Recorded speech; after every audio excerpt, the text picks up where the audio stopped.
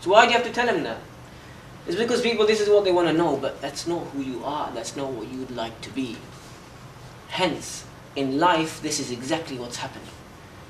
We are giving our identity, we are making up an identity for ourselves based on what they want to hear. Isn't our life like that in totality? The first thing you think of is, what does he want? What does he want to listen to? What does he want to hear? And then I'll tell him what my identity is.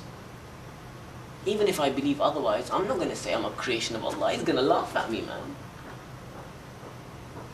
I'm not going to tell him I'm a human being. He's going to think I'm a loony.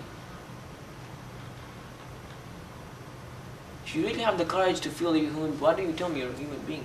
Why don't you tell me you're a creation of Allah? Why do you have to tell me I'm Ali from Dulles Hill studying Hausa, Islam, I wear a amama and I wear big nice long clothes and I walk nicely in public. It's all about what the other guy wants to hear. So, what does that tell us?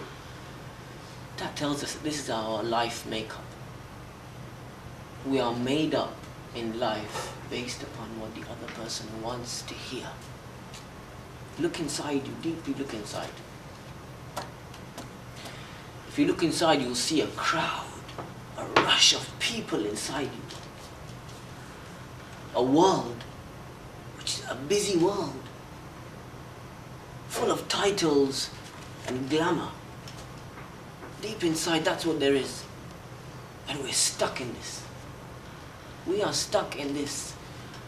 We might never have seen it in our life, but we're stuck in the midst of this rush.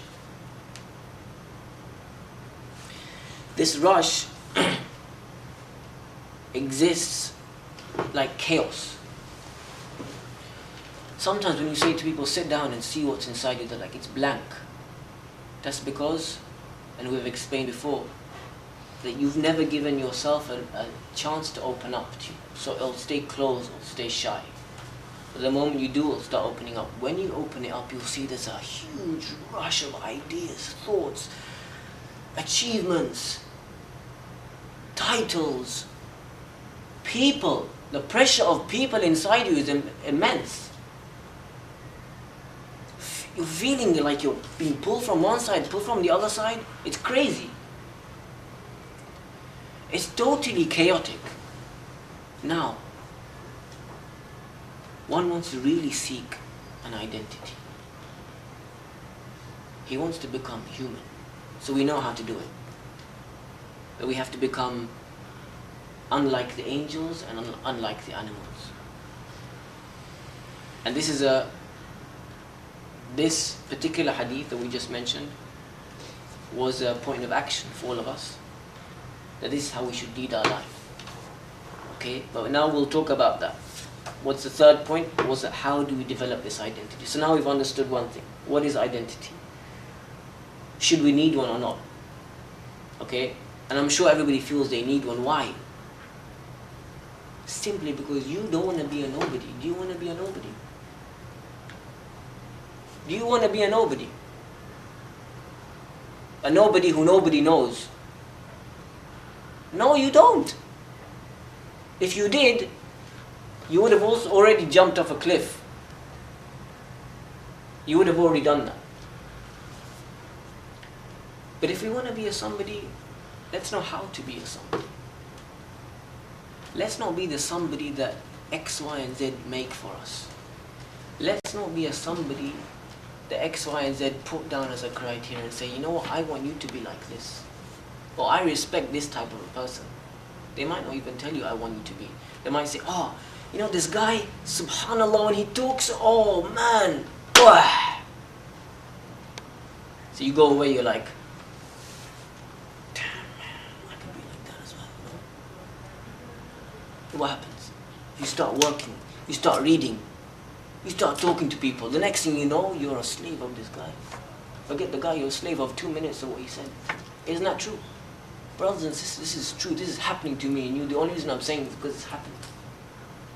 It's happening and we're leading our life. We're walking our lives like this. One comment, which lasts maybe 30 seconds, maybe 20 seconds, maybe 10 seconds. You know, we could lead a life based on 10 seconds of somebody's speech. Look and find out which 10-second sentence is leading your life. When you find that, the game is nearly over for this conflict. You're nearly there. To doing what? To finding the true identity. Because Allah is the one who created you.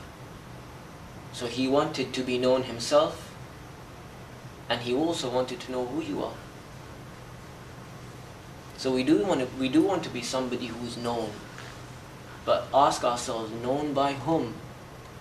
Who is that person who we feel worthy of knowing us? Should I be known by everybody? Do I really want to be known by everybody just? Or do I want to be known by the person who knows me for what I am, not what I do, not where I go, not who I meet? So how do we develop this? Firstly, we have to know one thing.